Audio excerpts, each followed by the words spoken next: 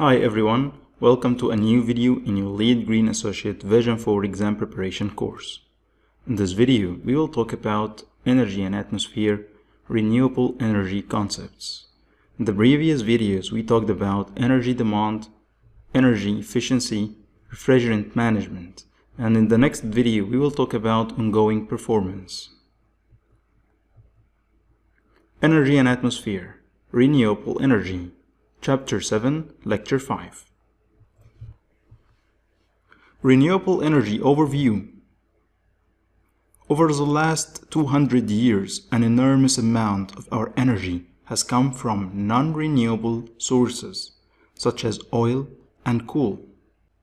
While demand for energy rises, these resources are running out, and scientists are exploring the potential of renewable sources of energy for the future. Renewable energy is energy that is generated from natural sources that are renewable and naturally replenished. This includes sunlight, wind, geothermal heat, tides, water, and various forms of biomass. Renewable energy can reduce the negative effects towards climate change and contribute for safer air to breathe. Wind farms and solar panels have spread widely, and projects can find providers easily. LEED-eligible types of renewable energy: solar power systems, photovoltaic cells, wind power, geothermal heating and electric, biomass, biogas, low-impact hydro energy. LEED non-eligible types of renewable energy: architectural features, passive solar, daylighting, green power from off-site, and geothermal energy used in conjunction with vapor compression cycles. The following topics will be discussed related to renewable energy includes passive solar energy, active solar energy, solar thermal systems, wind energy, hydro energy, biofuel, wave and tidal power systems, geothermal heat pumps, green power, carbon offsets, and common types of off-site renewable energy. We won't get into the detail of each topic.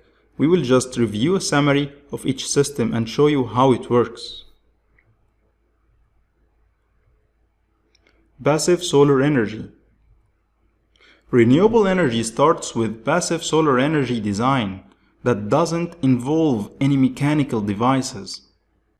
Examples of passive solar applications are greenhouses, sunrooms, and solariums.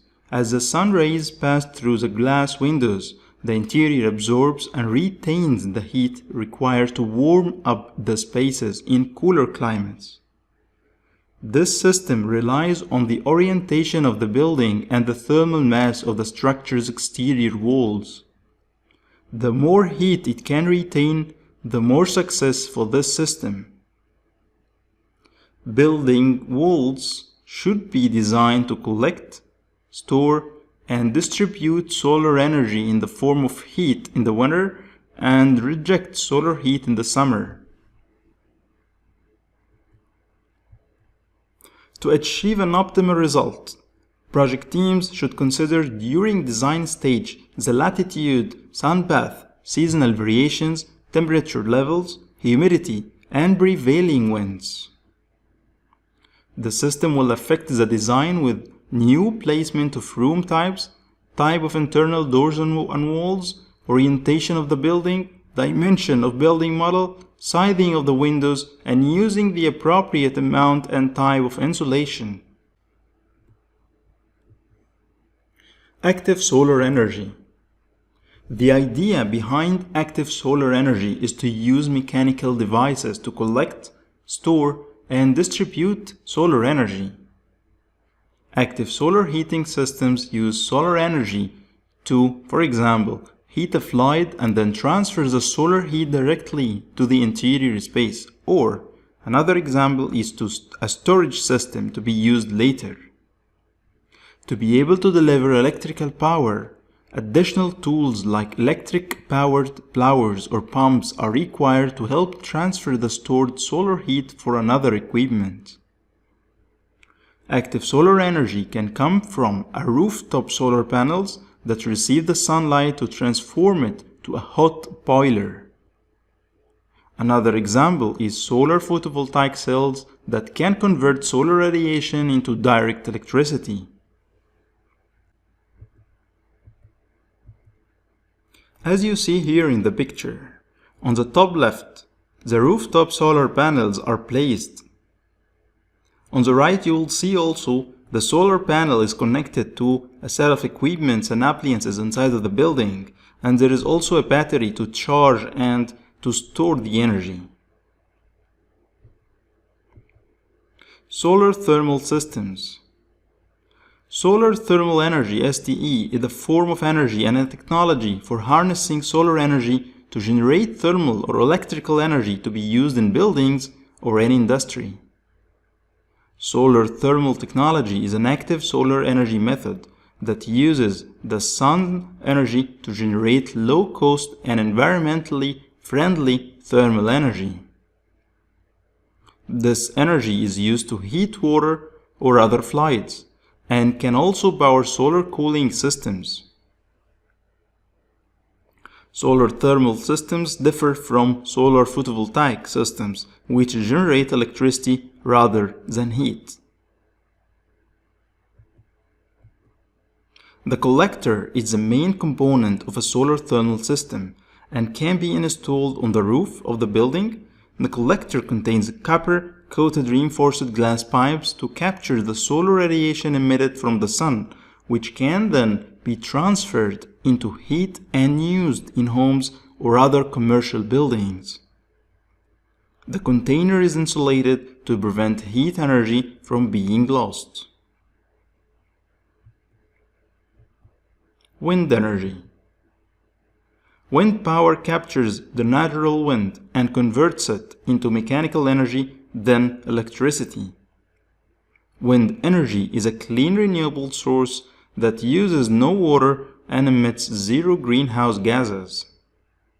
Sometimes it's not well located or placed in an area that doesn't have enough wind and thus not functioning properly.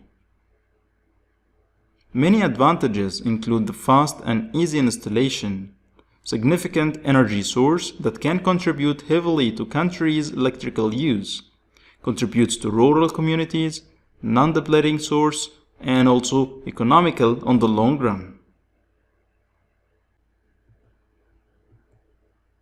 Here are some visual examples of how the wind power energy looks like. As you see down it can be placed in the water, it can be placed in a green field, it can be placed in the desert. It requires foundations to be placed on, so it's not an easy installation, it's a huge installation with a huge size. Hydro energy. Hydroelectricity is electrical energy generated from falling water. The running water falling down from rivers, streams, or waterfalls is channeled through water turbines that generate electricity. The falling water hits the turbine blades and causes the shaft to rotate fast and drives the connected electrical generators to generate electricity. Most notably is that hydroelectricity doesn't use water, as all of the water is returned to its source again. There is no waste generated from hydro energy, and it can be considered as a clean source of energy. The problems associated with it is the upfront cost of establishing the system, and also it can disrupt the ecosystem for animals, people, and plants that are near of the constructed dam due to the floods.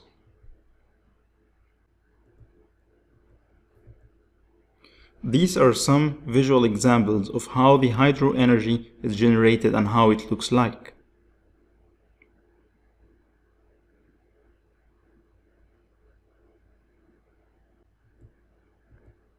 Biofuel.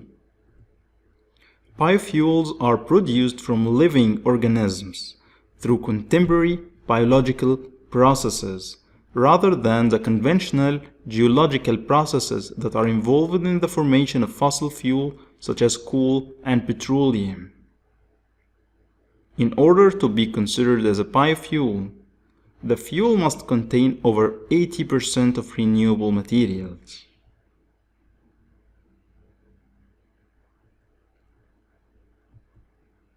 LEED recognizes biofuel that produces both electricity and heat as renewable energy, excluding the following biofuels: combustion of municipal solid waste, forest biomass waste other than mill residue, wood coated with paints, plastics, or laminate, wood treated for preservation with materials containing halogens, chlorine compounds, and halide compounds, chromated copper arsenate or arsenic. If more than 1% of the wood fuel has been treated with these compounds, the energy system is ineligible.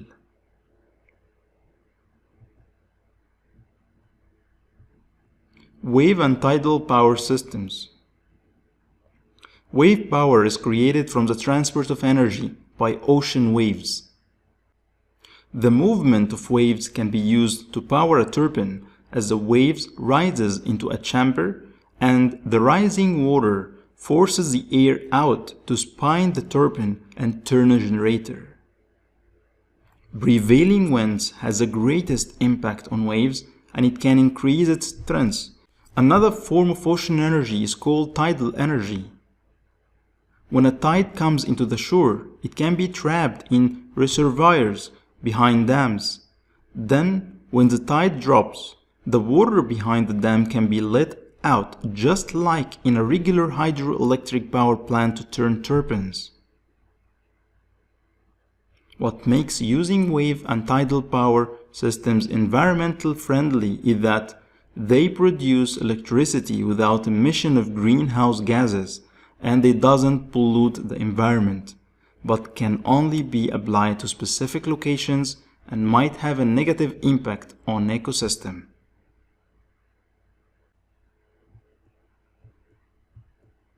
These are some visual representations of how the wave and tidal power systems work.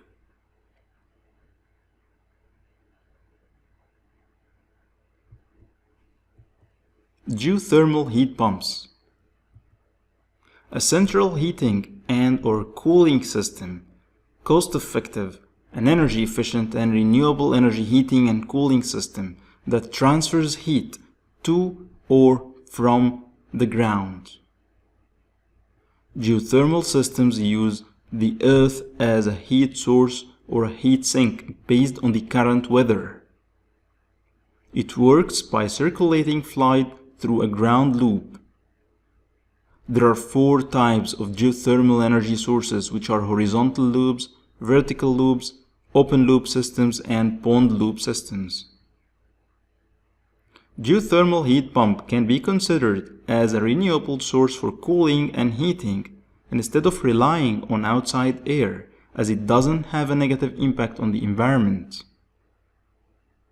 There are many other benefits, like requiring only a small land area to be functional, doesn't have high levels of noise, no associated pollutants, and no waste generated from operation.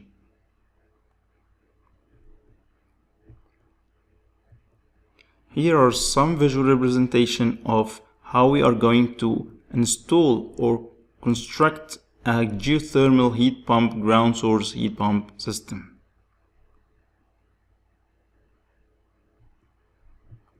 Green power.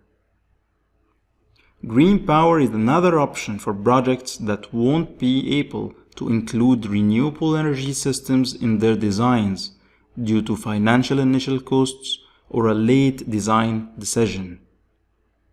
Green power is also renewable energy, but won't be generated on site as it is supplied from an off-site renewable energy source, such as wind, solar, geothermal, hydropower, or biomass.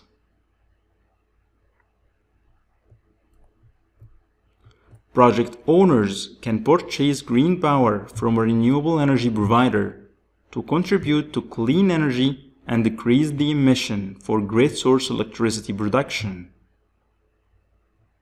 On the larger scale, governments start to support green power by signing agreements with the providers to purchase their generated renewable energy or to provide incentives to award them for their contribution. Projects can get green power directly from any renewable energy provider in which the market is open and any customer can select their preferred energy provider. It's often called direct green energy.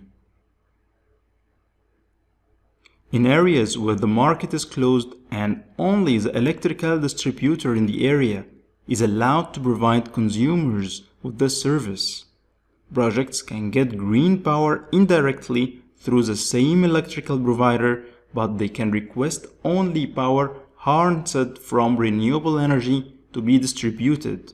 This is often called green pricing.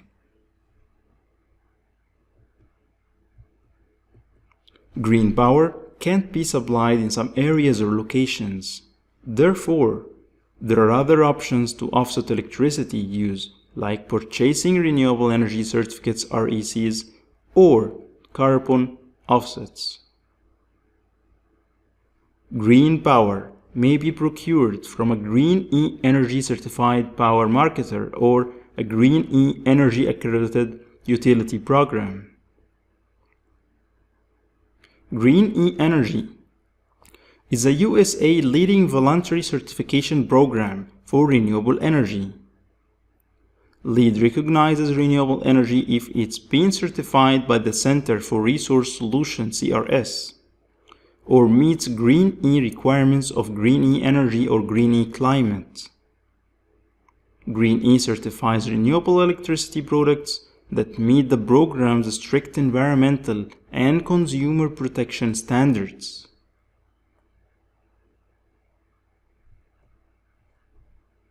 Renewable Energy Certificates (RECs). Renewable Energy Certificates, also known as green certificates, green tags, or tradable renewable certificates, represent the environmental attributes associated with the power produced from renewable energy projects and are sold separate from commodity electricity. REC is the equivalent of 1 megawatt per hour, 1000 kilowatt hours of renewable energy. Projects can buy green certificates whether or not they have access to green power through their local utility or a competitive electricity marketer, and they can purchase REC without having to switch electricity suppliers.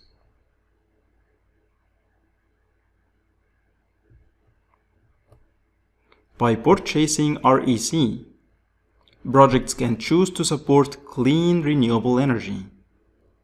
The money generated by the sale of REC goes to new and existing renewable energy facilities, thus providing a financial incentive for developers to build more renewable energy projects. REC are provided by a Green E-Energy certified, which is an assurance that 100% of the energy supply for the product comes from renewable resources. Carbon offsets. The idea of carbon offsets is to enable organizations to reduce their negative environmental impact by supporting projects that reduce, absorb, or prevent carbon and other emissions from entering the atmosphere. A carbon offset is created when 1 ton of greenhouse gas is captured, avoided, or destroyed in order to compensate for an equivalent emission made. By purchasing carbon offsets, projects won't only lower their carbon footprint, but also will provide carbon reduction projects with revenue that helps making them economically viable.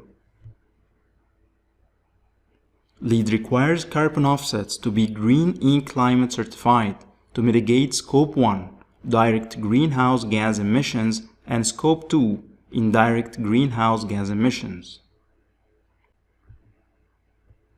We came to the end of our video.